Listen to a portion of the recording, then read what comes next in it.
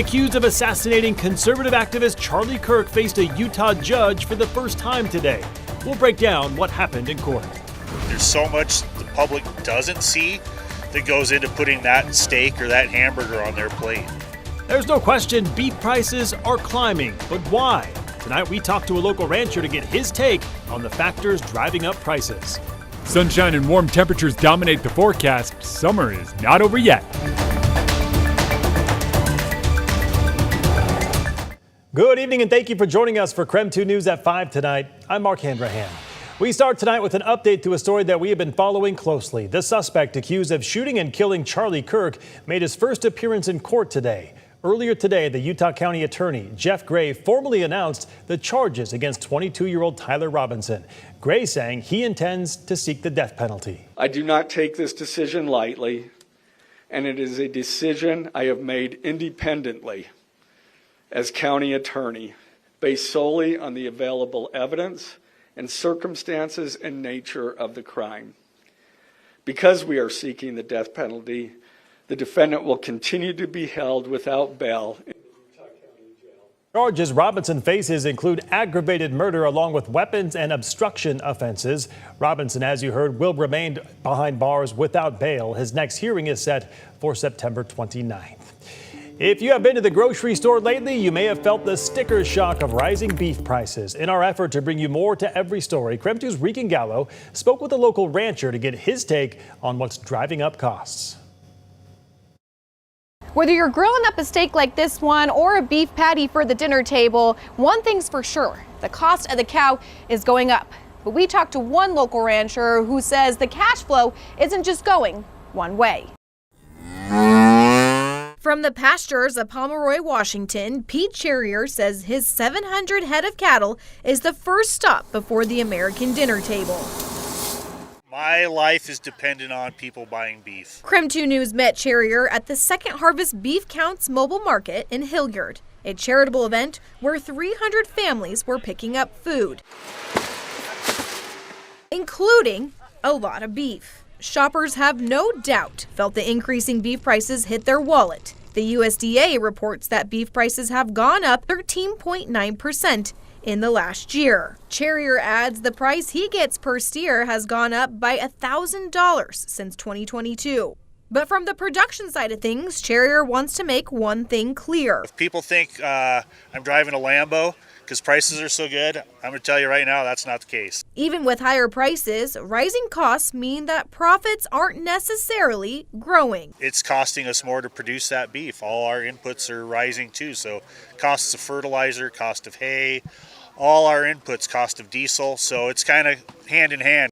Federal Reserve data shows this has been a long time coming. Beef prices have been increasing for several years due to a shrinking supply of cattle and higher consumer demand for beef. That, coupled with higher production costs, is pushing prices north. So steak and burger lovers have to ask, is the sizzle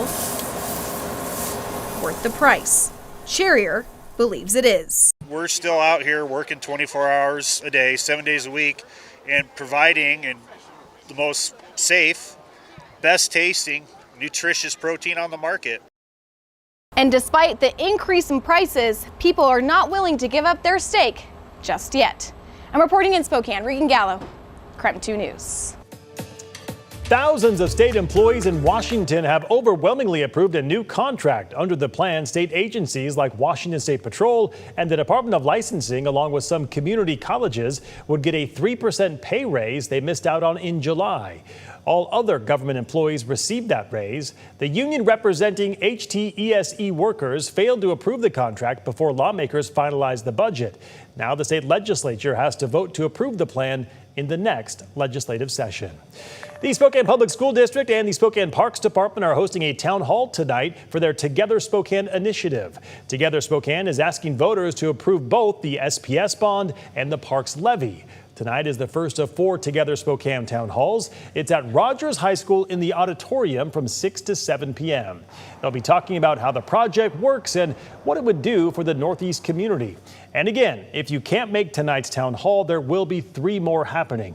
One on September 23rd, another on the 30th, and the third on October 7th.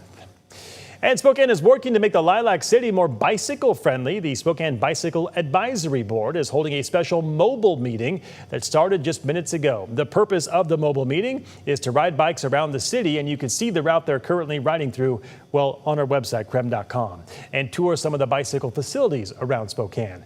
They'll discuss opportunities for future facilities, and at 6 tonight, KREM 2's Connor McAvoy will have more details on what was discussed and its potential impact on the city. All right, let's switch gears now and talk weather with Chief Meteorologist Jeremy Legoo. Jeremy, quite the difference today compared to just yesterday. Kind of wild. We actually are quite a bit warmer today than yesterday, almost 20 degrees. Seriously, we sit at 79 degrees right now, and yesterday we topped out at 60, just 60. That was thanks to cloud cover and a little early day moisture. And our 79 degrees right now is a far cry from where we're going to be in the coming days. Pretty close to 80 in eastern Washington and North Idaho, mid to low 80s out in central Washington.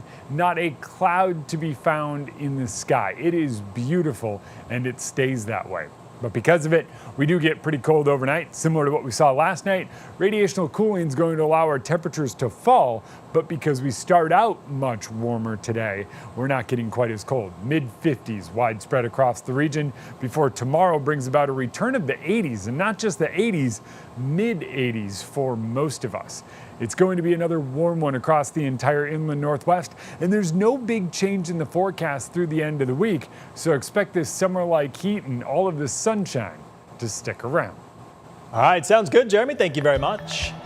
Washington's biggest rivalry game is just days away. As the teams prepare, we are bringing you a deep dive into the history of the Apple Cup Trophy. And actor-director Robert Redford has passed away.